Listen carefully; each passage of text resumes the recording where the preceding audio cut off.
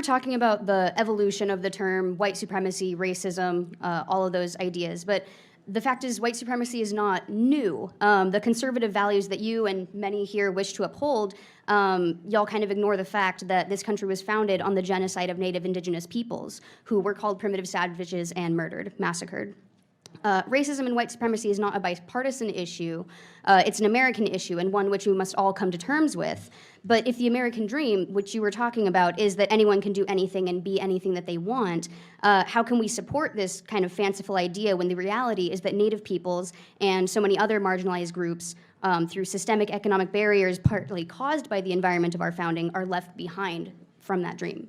Who were the people who took the American Indians off their ancestral lands, drove them further west, enslaved the ones who stayed, killed the ones who resisted? The answer, the Jacksonian Democrats of the 19th century. What is the proof of this? This is very interesting. The proof of this, weirdly enough, is Hitler himself. When Hitler was sitting in Landsberg prison, Hitler had a problem, and the problem was that he wanted Germany to be a superpower in the way that Britain and France were, the superpowers of Europe.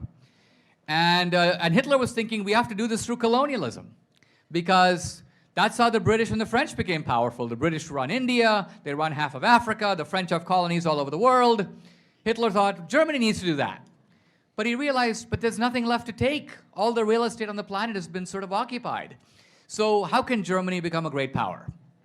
And then Hitler realized, Andrew Jackson figured out how to do that in the United States. His formula was really simple.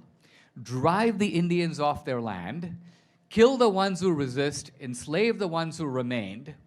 In other words, Jackson didn't have to leave his neighborhood. He performed genocide and colonialism right at home. And Hitler said, I got to do that. I got to take a page from the Jacksonian Democrats.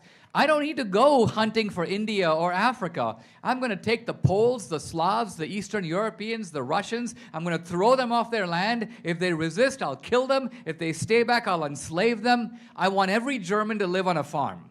This is Adolf Hitler, taking a page from the book of the Jacksonian Democrats of the 19th century. Now, this has been exposed very recently by the historian Timothy Snyder and others. But here's again, Hitler knows something that your textbooks have evidently not taught you, which is that this was a project of the Democratic Party to create white supremacy, because Andrew Jackson stole that land, he gave it to settlers in exchange for their votes. He sold it at bargain basement prices. And so white supremacy becomes the foundational ideology of the Democratic Party, not just with regard to blacks, but also with regard to American Indians. So no, this is not a bipartisan issue. This is not an American tragedy. Remember, we fought a big civil war over issues like this. One bunch of Americans did really bad things, and another bunch of Americans stopped them.